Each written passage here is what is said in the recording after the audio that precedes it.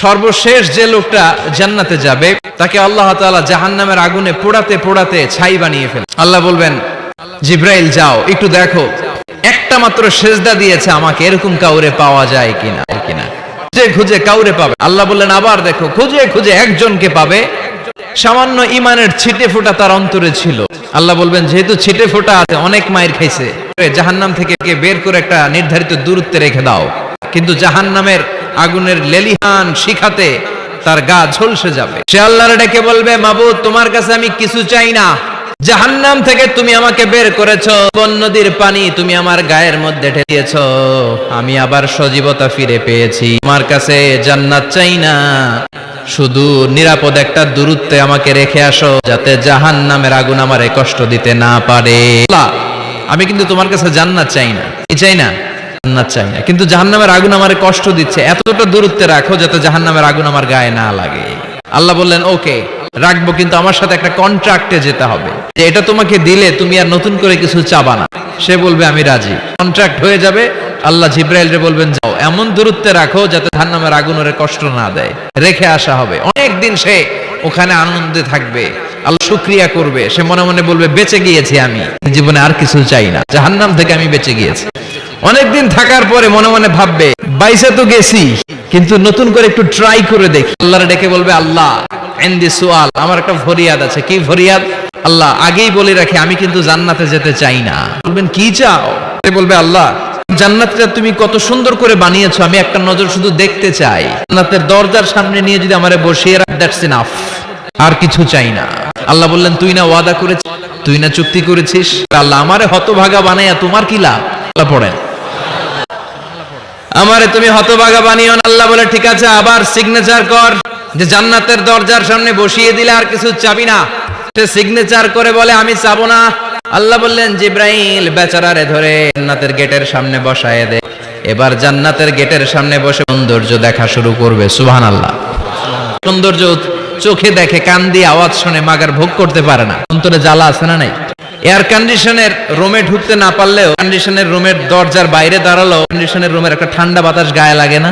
বলেন তো, ও যখন জান্নাতের দরজার সামনে দাঁড়াবে, ওর গায়েও এরকম জান্নাতের ঠান্ডা বাতাসের ছোঁয়া গাটাকে শীতল করে দিবে। শীতল হয়ে যাওয়ার পরে আর তো সহ্য হবে, আবার আল্লাহরে ডাকবে, মনে মনে ভাববে, আরেকটু ট্রাই করি, আস্তে আস্তে অনেক দূর তো আগাইছি। সুবহানাল্লাহ কইবেন না? আল্লাহরে বলবে, আল্লাহ ইনদি সুআল, আল্লাহ তুমি যদি কোনো বিষয়ে নতুন করে ডিসিশন নাও, তোমারে জিজ্ঞেস করার মতো কি কেউ আছে? আল্লাহ বলে, না, আমি তো সব রাজার বড় রাজা, মহারাজা, আমার উপরে তো কারো কথা চলে না। ওই হতভাগা লোকটা বলবে, আল্লাহ সুন্দর জান্নাত তুমি বানালা, চোখ দিয়ে সৌন্দর্য দেখি, কান দিয়ে আওয়াজগুলো শুনি, হুর আর গেলমান হেঁটে বেড়া, এত সুন্দর জান্নাত চোখ দিয়ে দেখি, ঢুকতে পারি না, আমারে কষ্ট দিয়ে তোমার কি লাভ? আল্লাহ আমারে তুমি মাফ করে দাও, জান্নাতের চিপার মধ্যে এক কর্নারে তুমি একটু আমারে জায়গা করে দাও।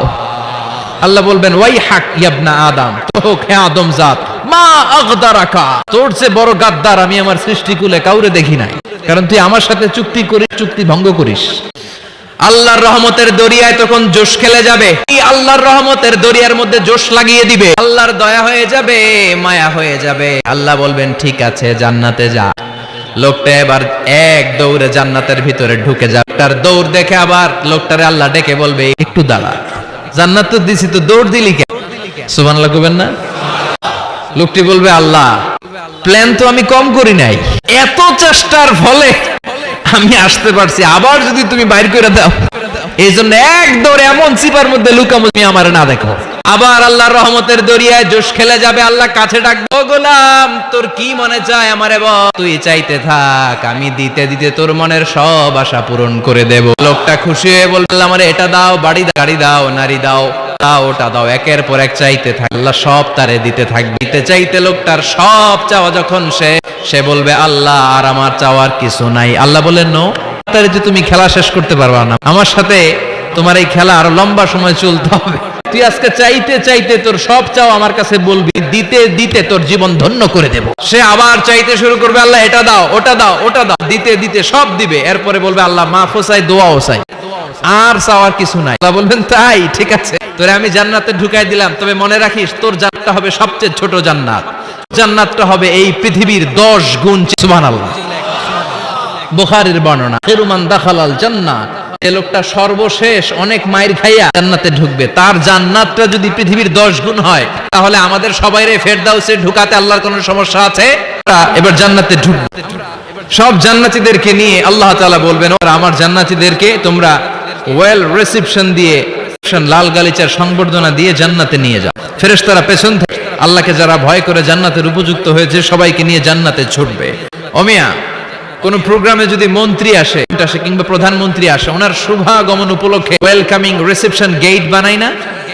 ওয়েলকামিং রিসেপশন গেট জান্নাতীদের জন্য এরকম, যারা ফেরদাউসে ঢুকবেন আপনাদের জন্য এরকম গেট থাকবে। ফেরেশতারা জান্নাতীদের কংগ্রাচুলেশন, আসেন আসেন আমরা সবাই মিলে জান্নাতে যাই। জান্নাতীরা আনন্দের চোটে ছুটবে আর ছুটবে করে বিশাল একটা ওয়েলকামিং রিসেপশন গেট পেয়ে যাবে। এই গেটের আশেপাশে ডানে বায়ে থাকবে অসাধারণ বাগান, নাজ নেয়ামতে ভরপুর, রিফ্রেশমেন্ট, ফুড আইটেম, খাবার দাবারে ভরপুর, এত চমৎকার জায়গা। এই জায়গাটারে জান্নাতীরা দেখে জান্নাত মনে করে ওইখানেই বসে যাবে। জান্নাতীরা মনে করবে এটাই জান্নাত, জান্নাতকে মজা লেলো, জান্নাত তোমারই হে, চলো আমরা খাওয়া দাওয়া শুরু করি। খাওয়া দাওয়া শুরু করবে। ফেরেশতারা বলবেন, নো, আপনারা ভুল করছেন, এটা জান্নাত না, এটা জান্নাতের গেট। ও জান্নাতীরা, জান্নাতের মজা নিতে চাও? এটা তো জান্নাত না, জান্নাতের গেট। জান্নাতীরা আবার এই জায়গা ছেড়ে হাঁটতে শুরু করবে। হাঁটতে হাঁটতে দ্বিতীয় ওয়েলকামিং রিসেপশন গেটের সামনে এসে জান্নাতীরা ফেরেশতাদেরকে আর জিজ্ঞেস করে না যে এইটা না সামনে, নিশ্চিত যে এইটা তো জান্নাত না হয়ে পারেই না, কারণ এইটা আগেরটার চেয়ে অনেক বেশি সুন্দর।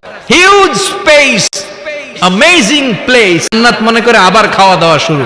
ফেরেশতারা আবার বলবে, you are absolutely wrong, the paradise is far away. জান্নাত তো অনেক দূরে, এটা ওয়েলকামিং রিসেপশন গেট হবে। আবার জান্নাতীরা ছুটবে, যেতে যেতে 3 নাম্বার গেটের সামনে আসবে। এবার 100% নিশ্চিত 3 নাম্বার গেটে এসে সবাই 100% কনফার্ম যে এটা জান্নাত না হয়ে পারেই না। লেটস চিয়ার, আনন্দ উৎসব করি। ফেরেশতারা বলবে, না এটাও না, জান্নাত সামনে, সুবহানাল্লাহ পড়ে।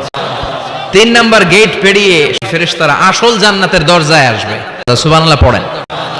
আসল দরজা দিয়ে যখন জান্নাতের ভেতরে জান্নাতীরা ঢুকবে, জান্নাত দেখে তারা অবাক, আজওয়াব, থান্ডার, পাজলড, সারপ্রাইজড, অ্যাস্টনিশড, অবাক করা। How come, how it's possible, এত সুন্দর নেয়ামতের আলোক ছটা হতে পারে। মানুষগুলো আনন্দের চোটে তাদের মুখ দিয়ে একটা শব্দ বের, শব্দটা হলো আলহামদুলিল্লাহ।